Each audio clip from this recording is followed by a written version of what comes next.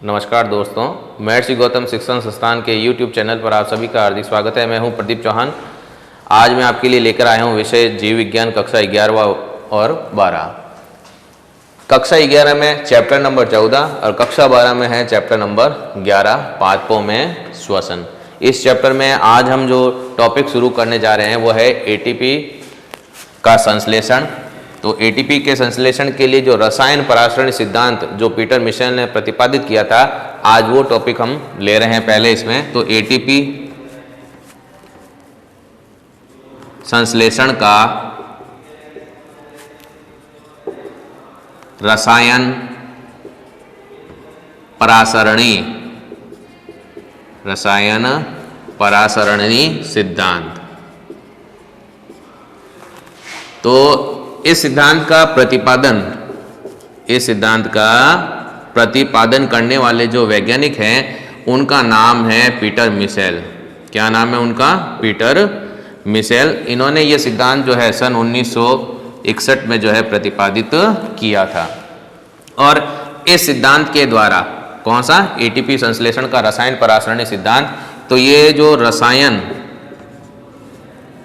परासरणी जो सिद्धांत है, ठीक है, और इसको जो है केमी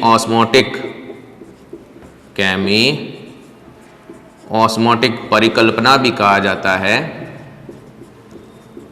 इस सिद्धांत के द्वारा क्या समझाया जाता है? हरितलवक, माइटोकॉन्ड्रिया की झिल्ली में एटीपी संश्लेषण की प्रक्रिया का जो है प्रदर्शन किया जाता है इस सिद्धांत के द्वारा। ठीक है। अब होता क्या है कि एटीपी का संश्लेषण करना है, तो हमने क्या देखा कि जो प्रोटॉन जो होते हैं, ठीक है, जो कि धन आवेशित होते हैं। कैसे होते हैं? धन आवेशित प्रोटॉन। ये जो धन आवेशित प्रोटॉन जो होते हैं, ये जो माइटोकॉन्ड्रिया या हरितलवक की जो आंतरिक झिल्ली जो होते हैं उसके आर पार आ जा नहीं सकते हैं। तब ये जो धनावेशित प्रोटॉन जो है, इन धनावेशित प्रोटॉन को हरितलवक या फिर माइटोकॉन्ड्रिया या फिर जीवाणु झिल्ली, ठीक है ना, या फिर क्या हो गया? जीवाणु झिल्ली के पार ले जाने के लिए प्रोटॉन पंप पाए जाते हैं। क्या पाए जाते हैं? प्रोटॉन पंप जो है पाए जाते हैं। क्या पाए जाते हैं? प्रोटॉन पंप पाए जाते हैं। ये जो प्रोटॉन पंप जो होता है, इसमें F0 भाग, F1 भाग पाया जाता है। कौन कौन से भाग पाए जाते हैं? एक तो है F0 भाग पाया जाता है, और क्या पाया जाता है? F1 भाग पाया जाता है। और इसके साथ साथ में यहाँ पर F1 भाग में जो है ATPase, जिसको ATP सिंथेटेज भी कहा जाता है, ATP सिंथेटेज जो एंजाइम जो होता है, ये एंजाइम इसमें क्या होते हैं? उपस्थित होते हैं। ठीक है। अब होता क्या है कि जैसे मान लीजिए आपने इलेक्ट्रॉन ट्रांसपोर्ट सिस्टम के बारे में तो आपने पढ़ रखा ही है। उसमें जैसे ये समझाया जाता है कि जो अंतराझिल्ली जो अवकाश होते हैं, उस अंतराझिल्ली अवकाश में क्या पाए जाते हैं? प्रोटॉन पाए जाते हैं। अब ये प्रोटॉन जो होते हैं, इन प्रोटॉन के द्वारा क्या उत्पन्न होती है? प्रोटॉन प्रवणता या विद्युत रासायनिक प्रोटॉन प्रवणता उत्पन्न की जाती है। तो ये जो प्रोटॉन जो कि अंतराझिल्ली अवकाश में पाए जाते हैं, कौन से अवकाश में पाए जाते हैं? अंतराझिल्ली अवकाश में पाए जाते हैं। ये हो जाएगी जैसे माइटोकॉन्ड्रिया की आंतरिक झिल्ली, ये है माइटोकॉन्ड्रिया की कौन सी झिल्ली है? आंतरिक झिल्ली हो गई है। ठीक है। और ये वाला जो भाग हो गया, ये मान लेते हैं ये क्या हो गया? मैट्रिक्स हो गया। तो अब ये जो प्रोटॉन जो होते हैं, जो अंतराजिल्ली अवकाश, माइटोकॉन्ड्रिया की जो बाहरी झिल्ली और आंतरिक झिल्ली के मध्य में जो अवकाश पाया जाता है अंतराजिल्ली अवकाश, उसमें ये प्रोटॉन यहाँ पर एकत्रित हो रखे हैं। ठीक है, अब ये प्रोटॉन जो होते हैं ये क्या उत्पन्न करते हैं? विद्युत रासायनिक प्रोटॉन प्रवणता। क्या उत्पन्न करेंगे? ये विद्युत रासायनिक प्रोटॉन प्रवणता उत्पन्न करते हैं।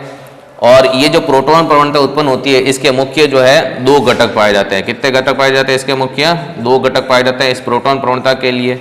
पहला तो क्या होता है कि झिल्ली के आर पार, झिल्ली के आर पार हाइड्रोजन आयन की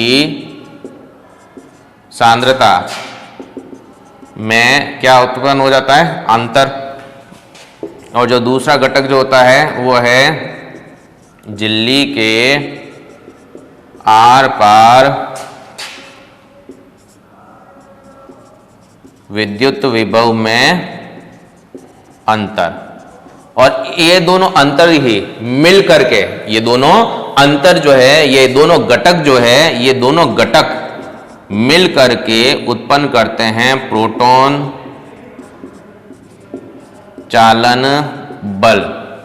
ठीक है, या प्रोटॉन गतिशील जो है बल जो है उत्पन्न करते हैं। और इसी प्रोटॉन चालक बल या चालन बल के द्वारा ही ये प्रोटॉन जो होते हैं ये क्या करते हैं? गति करते हैं। और गति करते हुए ये F0 भाग में प्रवेश कर जाता है। तो F0 जो है प्रोटॉन के लिए एक मार्ग की तरह कार्य करता है। फिर यहाँ पर उपस्थित होता है F1 भाग। तो ये प्रोटॉन जो है F1 भाग में होते हुए मैट्रिक्स में आ जाते हैं। और यहाँ पर उपस्थित होता है ATPase एंजाइम। ये ATPase एंजाइम जो है ये सक्रिय होता है और सक्रिय होकर के ये ADP प्लस PI, ठीक है ना, यानी एडिनोसिन डाइफॉस्फेट और इनऑर्गेनिक फॉस्फेट, ATPase एंजाइम की उपस्थिति में क्या बना देते हैं? ATP यानी एडिनोसिन ट्राइफॉस्फेट का निर्माण कर देते हैं। और इस तरह से जो है ATP का क्या किया जाता है? संश्लेषण किया जाता है। ATP को आपको ज्ञात होगा कि इसको जो है सार्वत्रिक मुद्रा भी कहा जाता है। ATP को क्या कहा जाता है? ATP को कहा जाता है सार्वत्रिक मुद्रा भी कहा जाता है।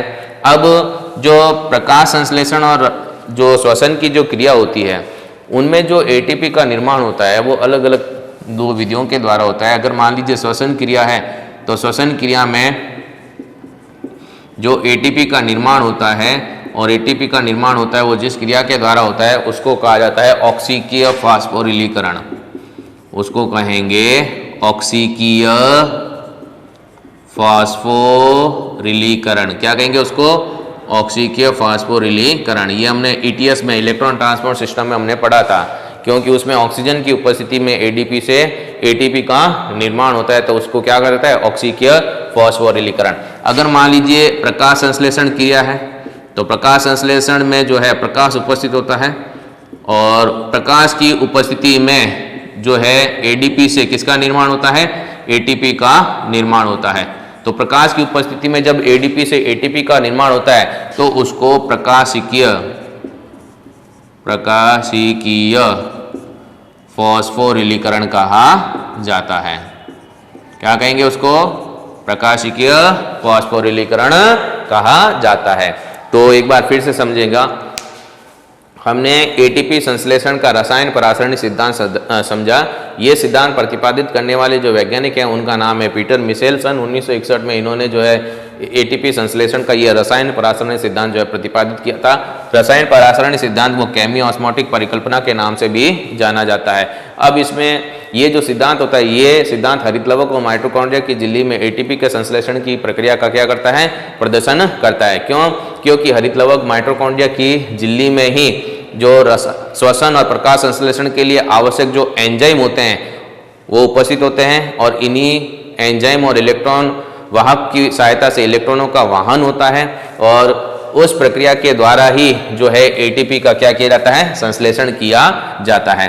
तो हमने जब इलेक्ट्रॉन ट्रांसपोर्ट सिस्टम पढ़ा था तब हमने उसमें माइटोकॉन्ड्रिया की अंतरजलीय अवकाश में जो प्रोटॉन एकत्रित होते हैं उनके बारे में थोड़ी जानकारी हमने प्राप्त की थी। और ये भी देखा था हमने कि ईटीएस में जो 5वां संकुल होता है जिसमें एटीपी सिंथेटेज एंजाइम होता है, वो एंजाइम क्या करता है कि एडीपी से क्या बनाता है, एटीपी बनाता है। उसी को ध्यान में रखते हुए हमने जो है इस सिद्धांत को समझा है।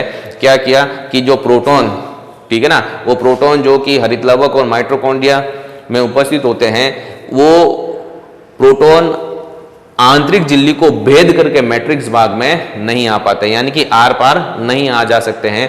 तो इसके लिए हरितलवक हो गया, माइटोकॉन्ड्रिया हो गया या जीवाणु झिल्ली जो हो गई, इनमें जो है एक प्रोटॉन पंप पाया जाता है। क्या पाया जाता है? प्रोटॉन पंप पाया जाता है। और प्रोटॉन पंप में F0 भाग, F1 भाग पाए जाते हैं और साथ में एटीपीएज या एटीपी सिंथेटेज एंजाइम भी उपस्थित होता है।